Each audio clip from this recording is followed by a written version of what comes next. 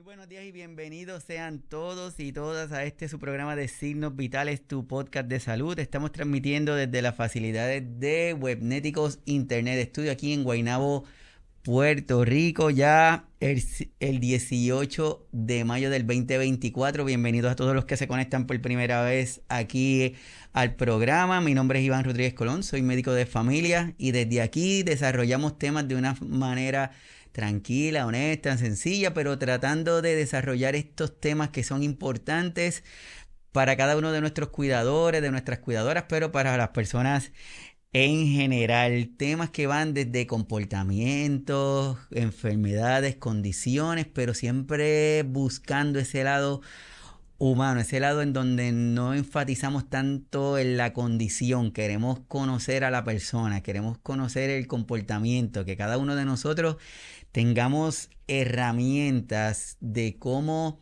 enfrentarlas, de cómo conocerlas para poder manejarlo de una mejor forma. Así que hoy vamos a estar desarrollando este tema que entendemos que es muy, pero que muy importante, y más cuando tenemos información que cada 3 segundos una persona en el mundo es diagnosticada con la condición de Alzheimer. Por lo tanto, continuamente nuevas personas se ven enfrentando esta condición. No solamente la persona que es diagnosticada, sino el familiar, su compañero, su compañera, su esposa, su hijo, en fin, toda la familia. Así que este tema de hoy que vamos a estar desarrollando, el cuidado de la persona con Alzheimer, está súper interesante. Así que mi consejo es que compartan la información, busquen un lapicito para que tomen la información y estén listos para recibirla. Así que no se vaya, que regresamos en breve.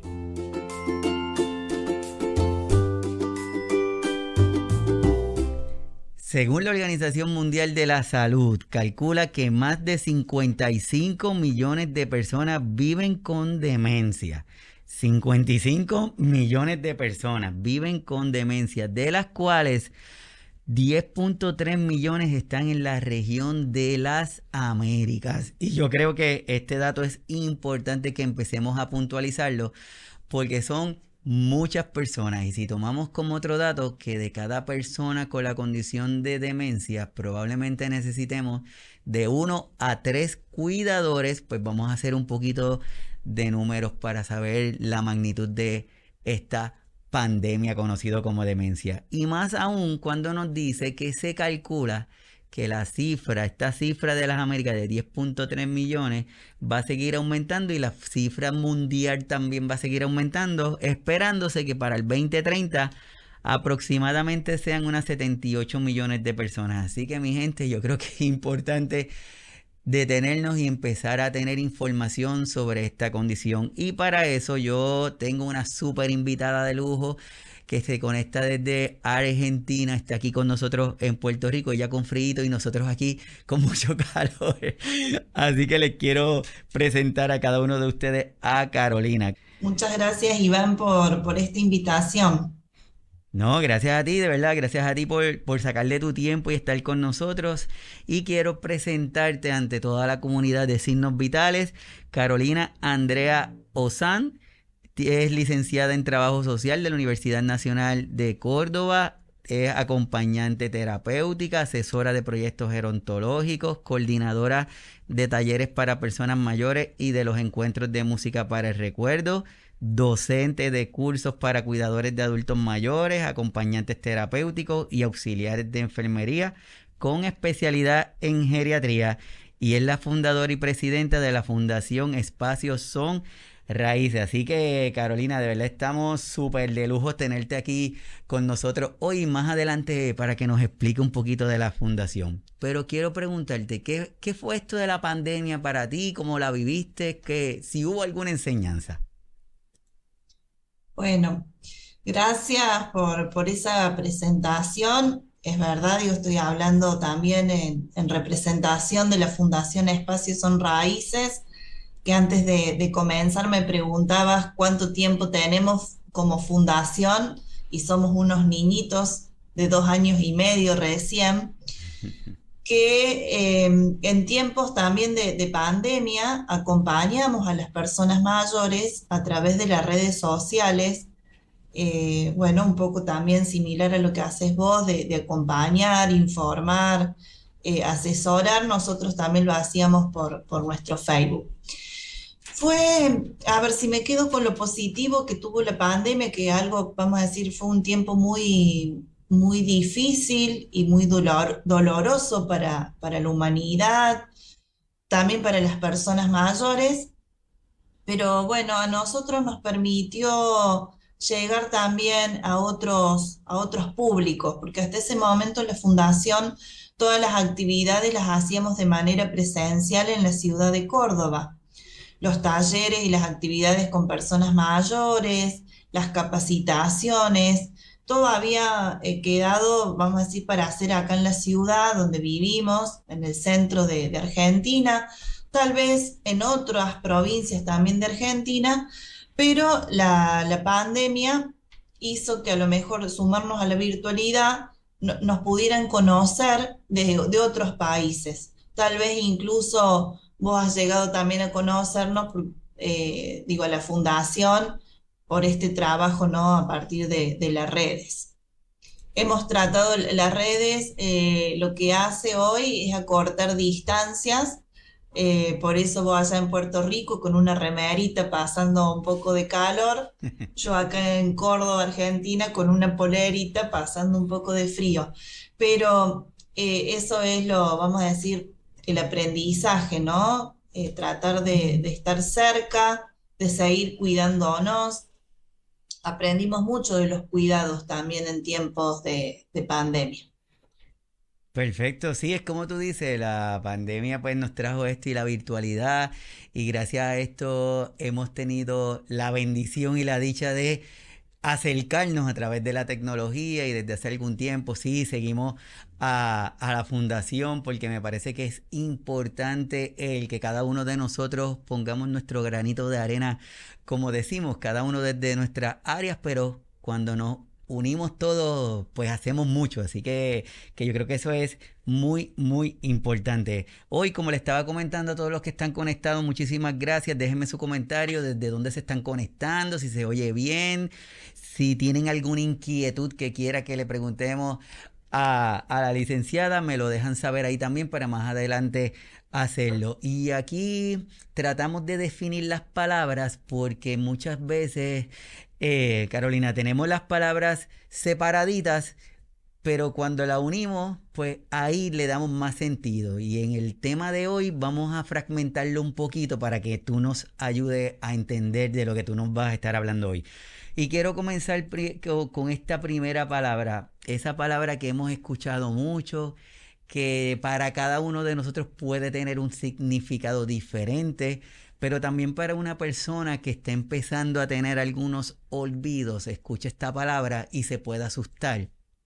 Y en ocasiones, en lugar de buscar ayuda, como que se esconden, deciden no buscar ayuda y hoy una invitación que le tenemos a cada uno de ellos es que no, que si tenemos una situación, si lo que estamos diciendo hoy o lo que vamos a estar hablando hoy con Carolina a usted le inquieta, es que se mueva, que busque información, porque la intención es las cosas a tiempo para trabajarlas a tiempo y tener un mejor resultado. Así que Carolina, ¿qué es una demencia? ¿Cómo podemos definir esa palabra?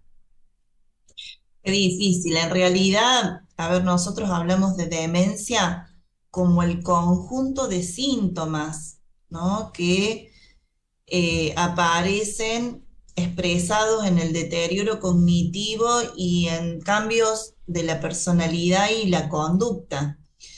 Vamos a decir, hoy vamos a hablar específicamente del cuidado de la persona con Alzheimer, porque el Alzheimer es la más frecuente de las demencias.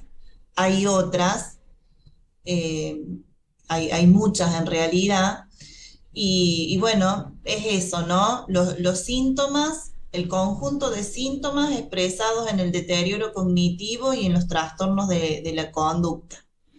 Súper, aquí vamos a compartir para los que van a estar luego escuchando el episodio en el formato de audio, en los podcasts.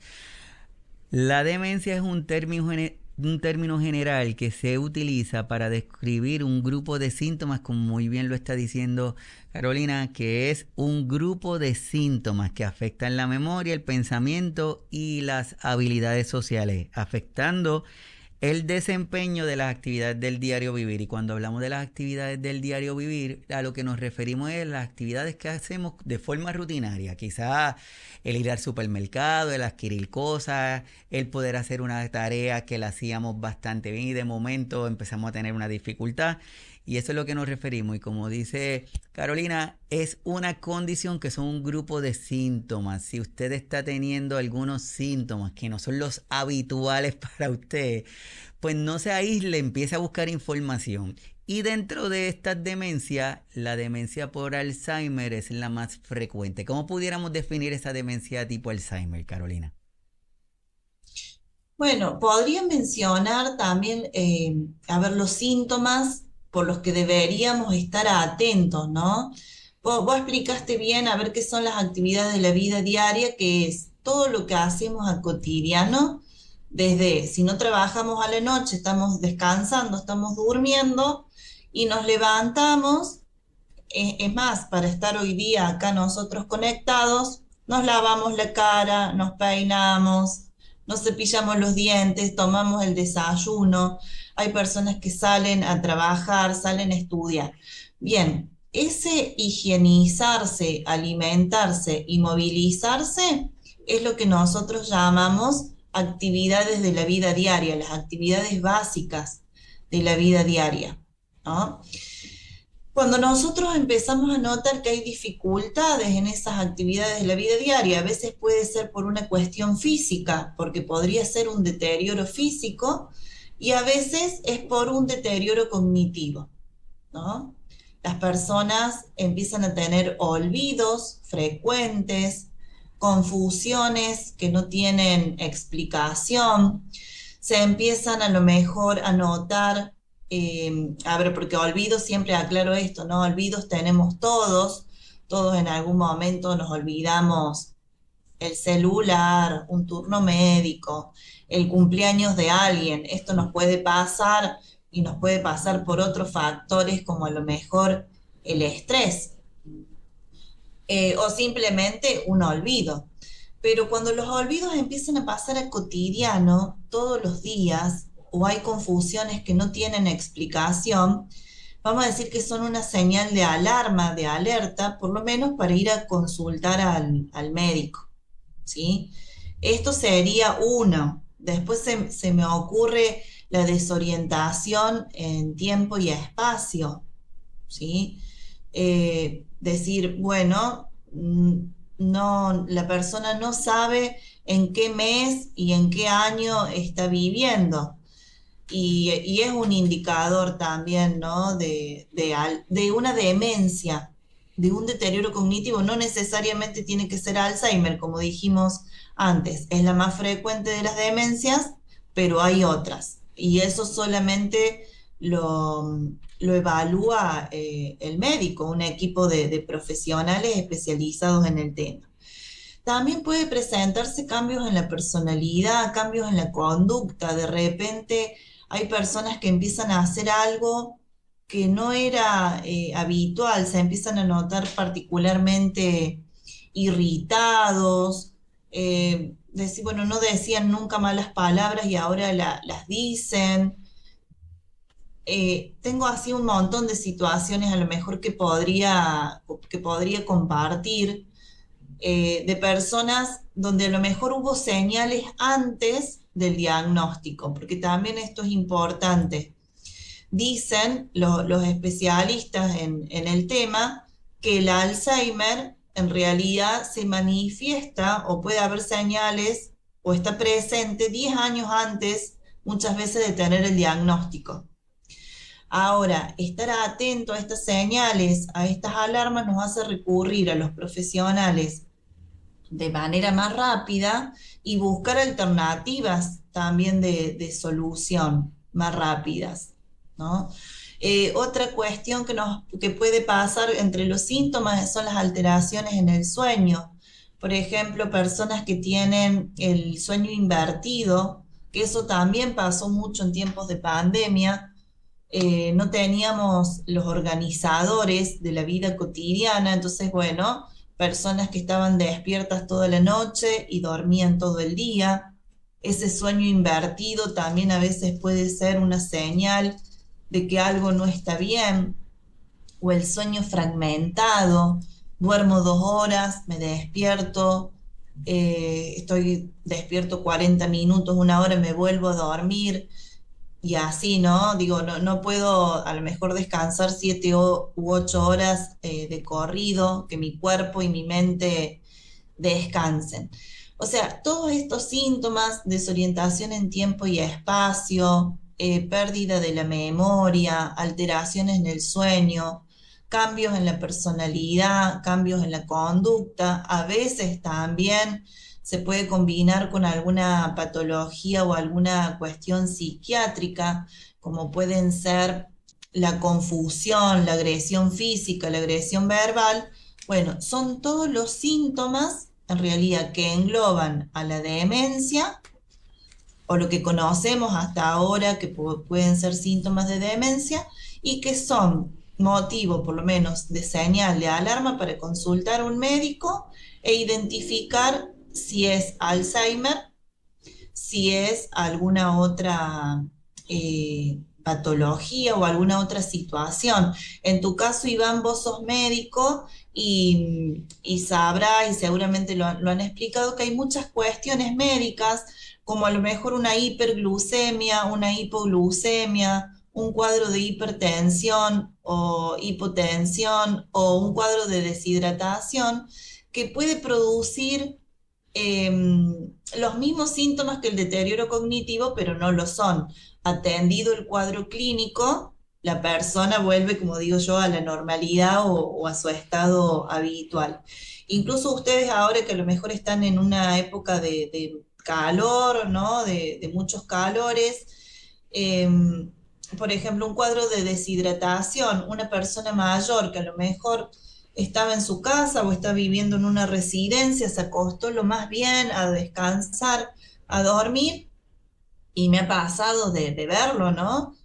A la mañana la persona está confundida, se despierta confundida, balbucea, no puede hablar. Cuando vienen, le revisan los equipos médicos de enfermería, resulta que la persona está con un cuadro de deshidratación.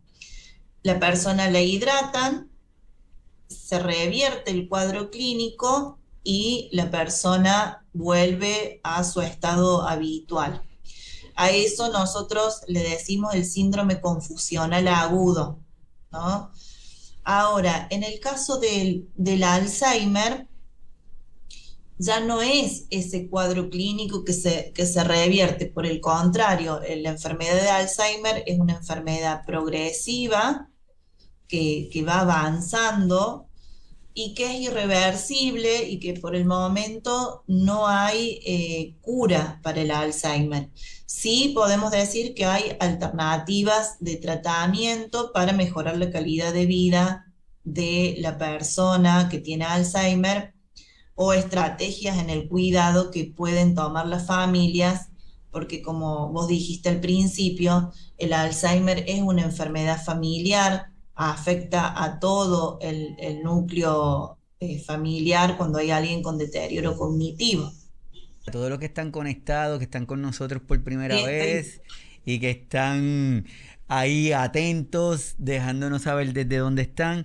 Yo creo que lo que Carolina nos acaba de decir es importante, porque siempre pensamos en demencia, siempre pensamos en Alzheimer y pensamos rápido en olvido. Es que se me olvida y se me olvidó colocar las llaves en algún sitio, y todo lo que nos está compartiendo Carolina es aquellos síntomas y signos que podemos estar presentando que nos deberían de llamar la atención. En lugar de esconderlos, buscar ayuda y buscar un diagnóstico, porque las cosas que sean temprano, pues vamos a tener mejor oportunidad y vamos a tener un mejor resultado a final de cuentas. Y también de esta forma, si usted está teniendo o usted es una persona joven, visualícese en 10 años, en 15 años, en 20 años. Pues si lo logramos resolver ahora, vamos a tener una mejor calidad de vida más adelante. Así que todos los que están conectados, muchísimas gracias. Déjennos saber desde dónde se están conectando, si tienen alguna pregunta. De verdad que súper agradecido con todos los que sacan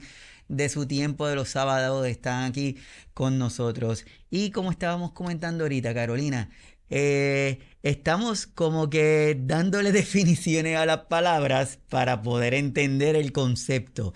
Y parte de ese grupo de palabras, otra que tenemos pendiente es el cuidar. Y lo hablamos mucho y las personas cuidan, pero no sé si te pasa, hay como que una idea que cuando alguien dice que es cuidador, automáticamente en su mente surge como que quien cuida es a un adulto mayor. Nos relacionamos que el cuidar es más amplio. Entonces me gustaría saber de ti, ¿cómo podemos definir esa palabra? ¿Qué es el cuidar? Cuidado. Bueno, mira, te cuento que cuando vos dijiste en la presentación, yo acá soy docente de un curso de cuidados gerontológicos que brinda el gobierno de la provincia de Córdoba. Y en ese momento yo también buscaba una definición de cuidados, hace muchos años cuando comencé, buscaba una definición de cuidados y era esto, ¿no? El de asistir a una persona que no puede hacer las actividades de la vida diaria por sus propios medios, ¿no? Entonces ahí empezábamos con otras definiciones, que es la autovalidez. Yo puedo hacer estas actividades básicas de la vida diaria por mis propios medios, y la persona semidependiente, que algunas puede hacerla sola y otras requiere ayuda, o una persona con dependencia total que requiere asistencia para todas las actividades de la vida diaria. Y cuidar era para mí en ese momento esa acción encaminada a garantizar la supervivencia también, ¿no? Del otro, que no puede a lo mejor hacer las actividades de la vida diaria y requiere ayuda. Después fui profundizando ese concepto y acá los invito a todas las personas que estoy viendo que se van sumando a pensarlo, que sin cuidados no hay vida humana posible. Un bebé cuando nace, si no recibe el calor de otro ser humano, no recibe el alimento, no recibe los cuidados, no tiene posibilidad de vida. Muere incluso a las pocas horas de haber nacido sin cuidado. Esa es la importancia que tienen los cuidados. Entonces fui ampliando la mirada de que el cuidado era un concepto mucho más amplio. Hay un teólogo brasilero, Leonardo Boff, que habla del cuidado y el cuidado del otro, el cuidado de uno mismo y el cuidado del ambiente, del entorno, del lugar, la tierra, que es el lugar donde vivimos, ¿sí? Entonces, esa importancia tienen los cuidados. Los cuidados garantizan la vida humana, garantizan una buena calidad de vida. Y no es solamente, la asistencia a aquel que lo requiere y que lo necesita, sino el cuidado entre todos los seres humanos.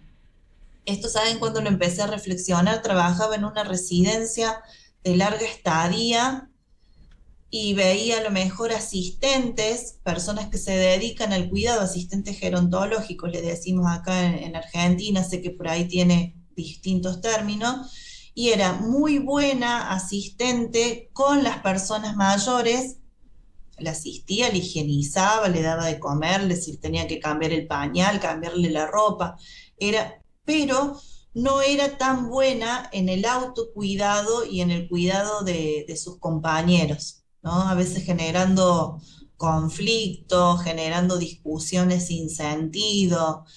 Bueno, entonces entender que el cuidado no es solamente la asistencia a esas personas que lo requieren, sino también cuidar mi propia salud, cuidar al entorno, ¿no? Sí, así como tú estás comentando y me alegra que lo comentes porque cuando hablamos de cuidar siempre pensamos en los demás, no nos cuidamos nosotros y ya sabemos que para poder cuidar adecuadamente debemos cuidarnos nosotros para que ese cuidado sea en la mejor calidad posible y más cuando sabemos que gracias a los adelantos en la medicina también en organizaciones como los tuyos, en donde ofrecen esta información, las personas tienen mejor datos y tienen mejor formas de cómo cuidarse. Por lo tanto, antes se veían condiciones que un periodo de tiempo cortito y hoy día se ven que, por ejemplo, personas con demencia tipo Alzheimer, la expectativa de vida cada vez es mayor. Entonces tú tienes personas que tienen el diagnóstico de la condición que llevan muchísimos años. Entonces el cuidador se va deteriorando y a quien están cuidando se mantienen estable. Y eso es importante, esa parte de ese autocuidado. Así que hoy quisimos hacer esta introducción a todos los que se están conectando. Vamos a hablar de este tema, el cuidado de la persona con Alzheimer, porque quisimos tomarnos este tiempito para definir estos términos, porque la información que vamos a estar recibiendo de parte de Carolina, yo creo que es importante que estemos alertas, estemos atentos para poder ayudarnos y para poder ayudar. Siempre lo que estamos ofreciéndole son algunas ideas, recomendaciones. No es que usted va a ir a establecer nada, usted lo va a consultar con su doctor, con su doctora. Usted es importante que todo lo consulte con la persona que está a cargo del cuidado de su familiar o de usted mismo. Lo único que queremos es que tenga otros datos para que amplíe su conocimiento y pueda tener una forma diferente de ese cuidado. Así que vamos a estar hablando de el cuidado de la persona con Alzheimer, que entendemos que es súper importante. Carolina, ¿qué tenemos ahí en ese cuidado? Bueno, mira, con respecto a lo que decías del autocuidado, ahí avanzo en algo específico, ¿no? Sobre el Alzheimer, pero hay factores que protegen el cerebro de todos los seres humanos, como son a lo mejor una dieta saludable, ponernos en movimiento, hacer actividad física, realizar actividades cognitivas, leer, hacer sopas de letras, juegos, ¿no? La música, la vida social activa, son factores que protegen el cerebro de todo ser humano. A estas capacitaciones que nosotros damos desde la Fundación Espacios Son Raíces, vienen muchas personas que se dedican al cuidado. Y yo siempre digo, estos factores protectores del cerebro no son para los otros, no son solamente para la persona mayor que tenemos que cuidar, son para nosotros mismos, porque incluso no vamos a esperar a ser personas mayores para pensar en el autocuidado. El autocuidado es a partir de ayer incluso, pero eh, son estrategias para pensar en la salud en todas las etapas de la vida y también hay que pensar que así que como transitamos las otras etapas de la vida, así es como vamos a llegar también a vivir en la vejez, ¿no? Nosotros llegamos generalmente a la etapa de la vejez o vamos a llegar a la etapa de la vejez de acuerdo a cómo hayamos vivido en etapas anteriores. Así que en ese sentido hay que pensar en el cuidado amplio, en el término amplio, pero en el cuidado a partir de ahora mismo, ¿no? Si hay algo que tengamos que revertir. Por otro lado, con lo que vos decís del cuidado ya específico de la persona con Alzheimer, ya tiene a lo mejor el diagnóstico de Alzheimer la persona, ya sabemos que tiene olvidos frecuentes, que hay confusiones inexplicables, que puede haber alteraciones en el sueño, desorientación en persona, tiempo y espacio. Ya, ya sabemos esta situación cuando está el diagnóstico, como digo, cambios de la personalidad, de la conducta, incluso síntomas psiquiátricos. Entonces ya ahí se requiere un cuidado que es más específico, porque esta persona puede llegar a hacer cosas que no le favorecen ni a ella ni a su entorno. Entonces tenemos que pensar en cuidados como más específicos, pero siempre respetando también los derechos de la persona y tratando de favorecer a su autonomía. ¿Por qué? Porque hay muchas cosas que la persona con Alzheimer ya no puede realizar. Por ejemplo, manejar su propio dinero. A lo mejor en esa confusión ya no sabe del manejo del dinero o corremos el riesgo de que lo pierda, de que se lo regale a alguien, se lo dé a alguien en la calle. Bien, a lo mejor también ya no puede manejar su auto, ¿sí? Salir a la calle solo. Pero hay cosas que sí puede seguir haciendo la persona que tiene Alzheimer, que es, por ejemplo, decidiendo qué ropa ponerse o decidiendo qué quiere desayunar. Entonces, no porque la persona tenga deterioro cognitivo o tenga un diagnóstico de demencia o un diagnóstico de Alzheimer, le quitamos toda posibilidad a que tome decisiones. ¿Sí? O sea, la persona, a ver, no sé, espero yo que a mí me suceda, ojalá que no me suceda de tener un deterioro cognitivo, pero que alguien, voy a ir a un cumpleaños y me pregunten si quiero la remera blanca o la remera negra, ¿sí? O si quiero tomar un té o un café. En eso, en los cuidados hay que tenerlo muy presente, siempre respetar la autonomía de la persona mayor a pesar de su diagnóstico. El diagnóstico es una parte de la persona, somos mucho más que el diagnóstico también, somos historias, somos emociones, somos recuerdos, somos capacidades, entonces hay que favorecer la autonomía, respetando las actividades de la vida diaria. Por ejemplo, si la persona toda la vida se bañó a la mañana, tenemos que tratar de favorecer que eso continúe siendo así. ¿Por qué? Porque si no podemos generarle más confusión. Toda la vida, 80 años, no sé, se bañó a la mañana y ahora decidimos que lo vamos a bañar a la noche antes de acostarse y eso le puede generar confusión, incluso contribuir a su desorientación en tiempo y espacio. Es algo también de los cuidados. Después, asegurar también la casa, muchas veces las residencias, los que viven en residencias, asegurar puertas, asegurar ventanas. ¿Por qué? Porque muchas veces la persona no sabe dónde está. Incluso si hay alguien a lo mejor que se dedica al tema de los cuidados en domicilio, sabe que a veces la persona dice, llévenme a mi casa, quiero irme a mi casa, eh, quiero volver a mi casa, y está en su casa la persona, sino que parte del proceso de la enfermedad es esa desorientación en el espacio. Entonces, ¿qué va a hacer? Si yo pienso que no estoy en mi casa y quiero irme a mi casa, voy a buscar alternativas de, de salir, ¿sí? Lo mismo pasa con los elementos cortantes, cuestiones tóxicas en la vivienda, a veces una botella de lavandina, una botella de detergente, que uno dice, pero bueno, ahí dice lavandina. Pero bueno, la persona que tiene deterioro cognitivo a lo mejor ya no lee o lee y no comprende que es una botella de lavandina.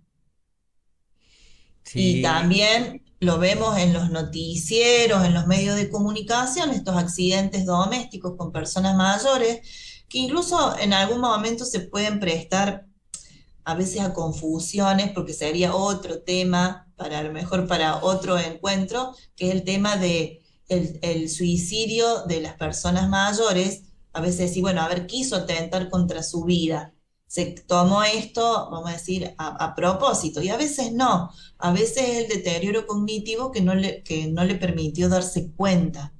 Entonces, cuando aparece el diagnóstico de Alzheimer o de, o les decía antes, o de alguna otra situación de demencia o de deterioro cognitivo, tenemos que empezar a pensar en estas estrategias dentro de la vivienda, dentro del núcleo familiar, que a lo mejor antes no las teníamos en cuenta. El tema está súper interesante y yo creo que la intención de este tema, y yo sé que Carolina dentro de la fundación desarrollan este tema para que las personas puedan tener esa data, yo creo que es importante que cada uno de nosotros cuando tenemos un familiar o cuando tenemos a una persona que lo diagnostican, que tiene ese primer encuentro con ese diagnóstico, pues es tratar de evitar el crearnos esa imagen de esa última etapa, Carolina, porque muchas veces lo que pasa es como que le dicen tiene la condición, se lo estamos acabando de diagnosticar, pero la persona en su mente como que ya tiene esa última etapa. Y en lugar de establecer cuidados de acuerdo a la etapa donde se encuentra la persona, empezamos a hacer cuidados como si la persona estuviera en otra etapa. Y yo creo que la palabra esa de cuidar es importante. Y lo que estabas comentando ahorita, que la autonomía de la persona es vital. Es importante que los mantengamos dándole ese beneficio y que sean ellos quienes decidan y que hagan. No le tratemos de limitar, porque si lo limitamos le estamos dando como que espacio para que esa condición siga desarrollando. ¿Qué opinas, Carolina? Sí, sí, siempre, a ver, hay que favorecer, como dijimos, la autonomía de la persona, todo aquello que pueda seguir haciendo. Y esto siempre es, a ver, hoy hablamos del Alzheimer, pero sería con cualquier situación, ¿no? Con cualquier situación de enfermedad o cualquier situación que esté atravesando la persona mayor. Seguir tomando todas las decisiones que podamos seguir tomando. Sabemos que algunas, a veces, a medida que avanza el deterioro cognitivo o avanza la enfermedad de Alzheimer, ya no se pueden, pero hay muchas que sí se pueden. Con respecto a esto, también es muy importante buscar, la familia buscar ayuda.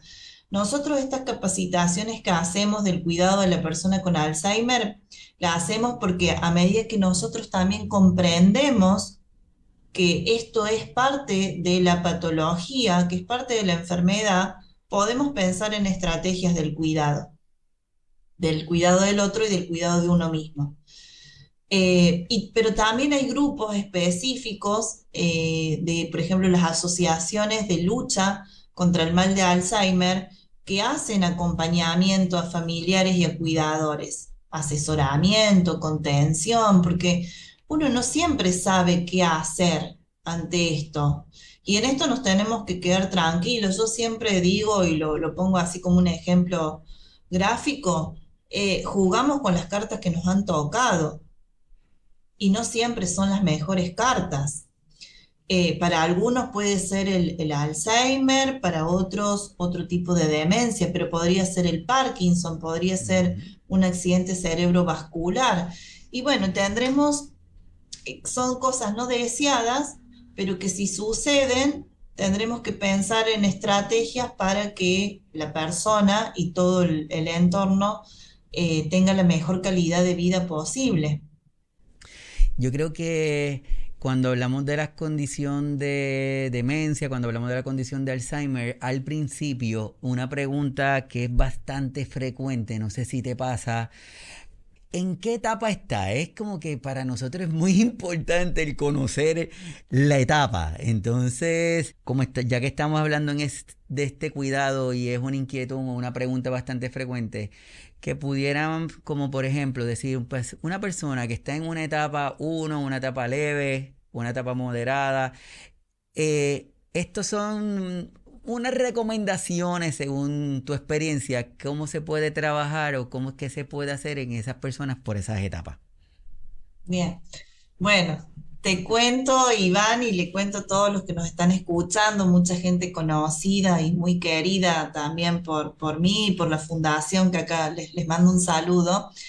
Te cuento que nosotros no hablamos de etapas. En Mm, mi caso, más allá que la fundación tiene 2 años y medio, mi trabajo con personas mayores ya va por los 16 años. Y la verdad que nunca pude identificar esas etapas en una persona mayor. Porque te dicen los libros o el tema es, los primeros 5 meses va como que va a suceder esto, esto y esto. En la segunda etapa o en el, sí, etapa, algunos me dicen, está en la etapa 4.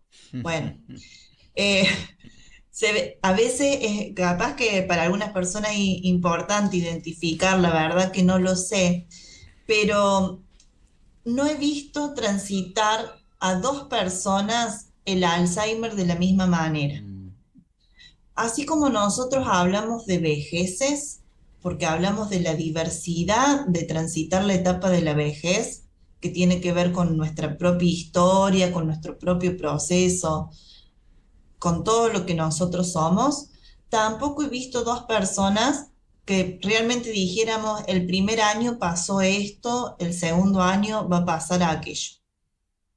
No lo he visto.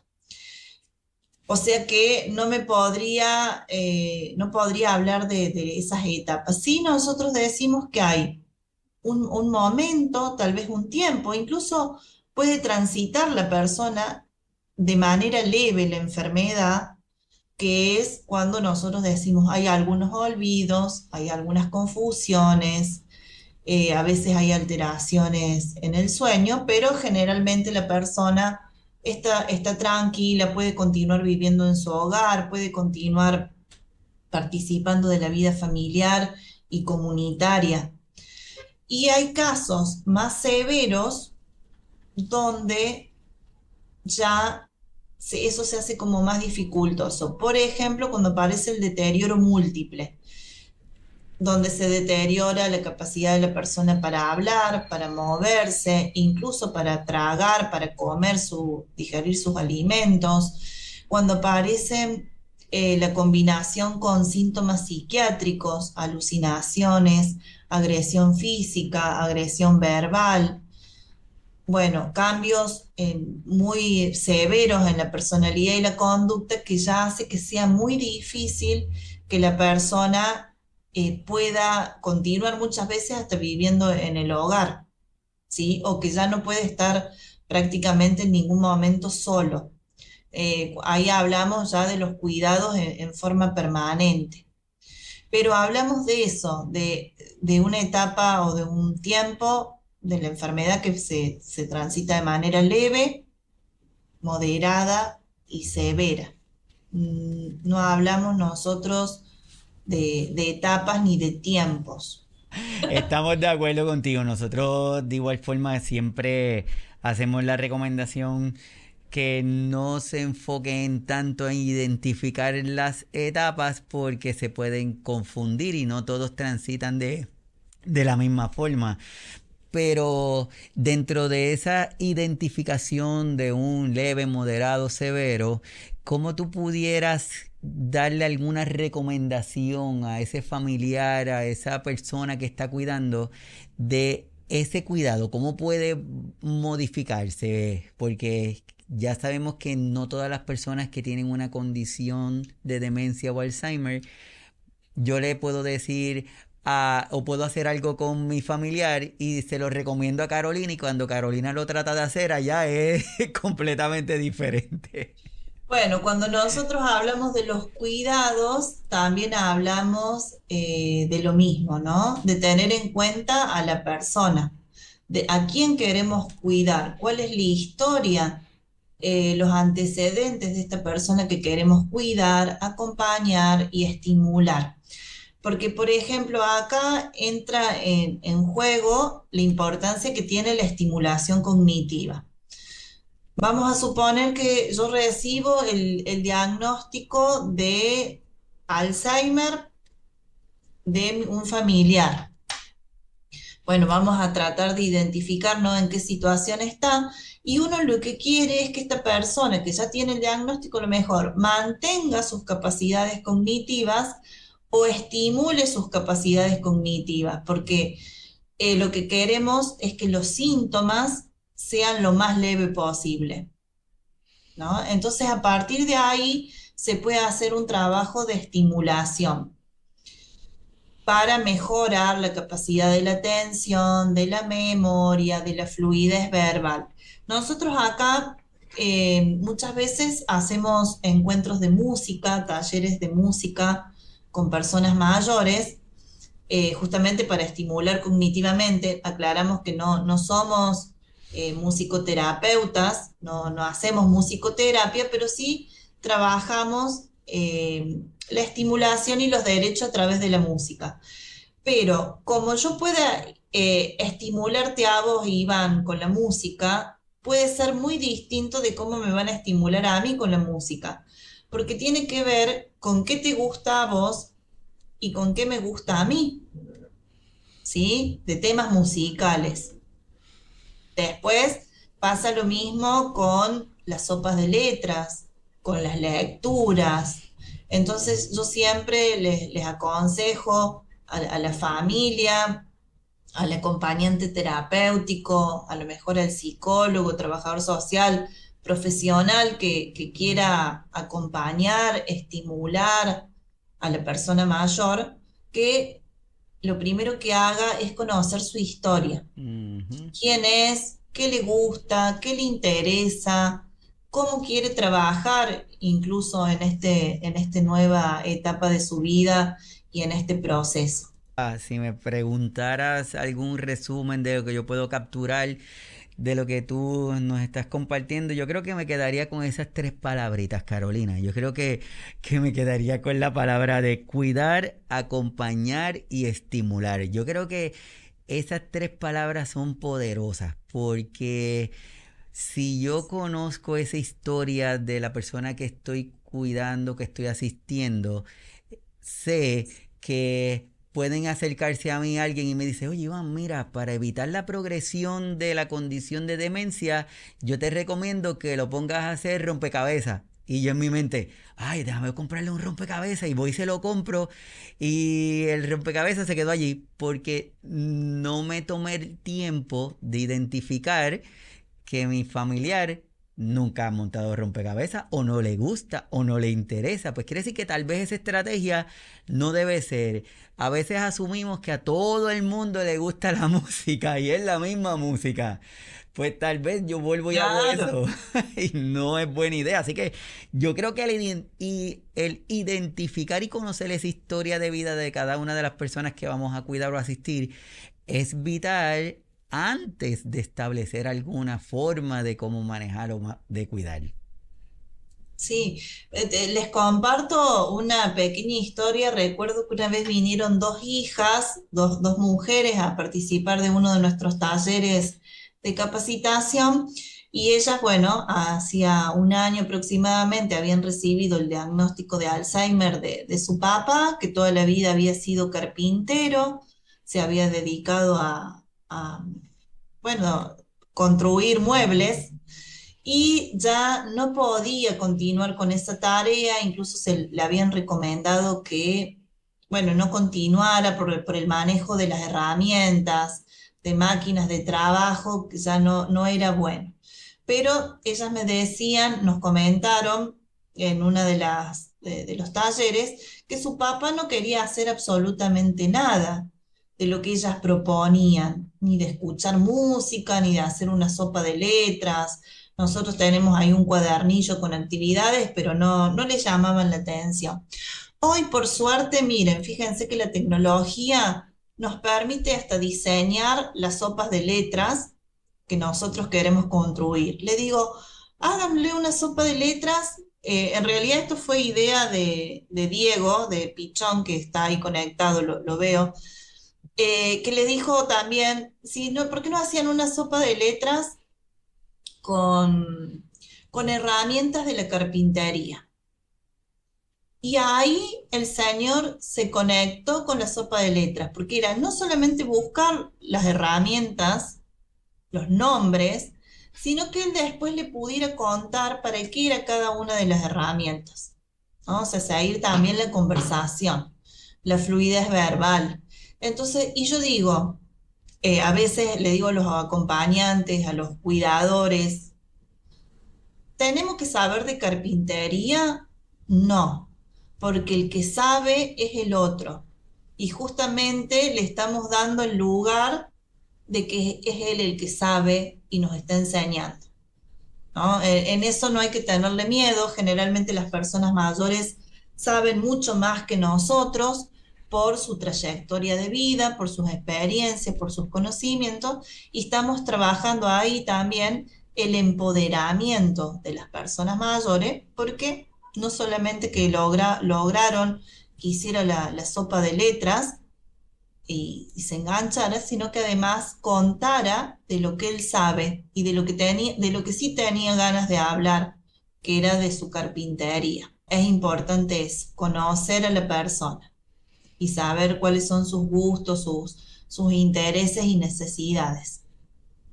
Así que todos los que están conectados, muchísimas gracias. Hoy el tema está súper interesante. Estamos hablando del cuidado de la persona con Alzheimer y para ello tenemos el súper honor y privilegio de tener a la licenciada Carolina Andrea Ozan. Así que todos los que están conectados, muchísimas gracias por sacar de su tiempo.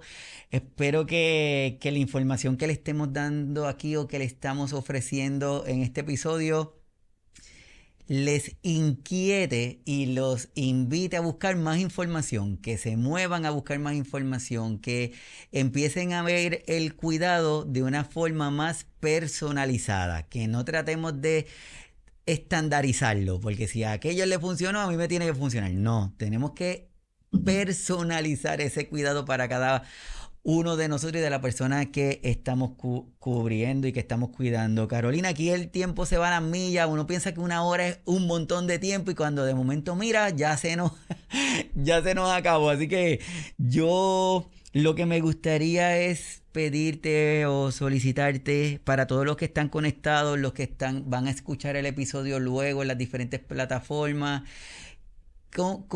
¿Cómo le puedes dar ese resumen? ¿Qué le pudieras decir sobre esto de la importancia del cuidado de la persona con Alzheimer en específico de este episodio? Bueno, sabes que mira, estaba viendo ahí la imagen, la palabra destacada, ¿no? Persona y Alzheimer, digo, y no olvidarnos. A ver, el Alzheimer es un diagnóstico que no quisiéramos ni tener nosotros, ni que lo tuviera nadie en el mundo. Como el Alzheimer podrían ser otros diagnósticos, pero no olvidarnos de lo esencial que es la persona.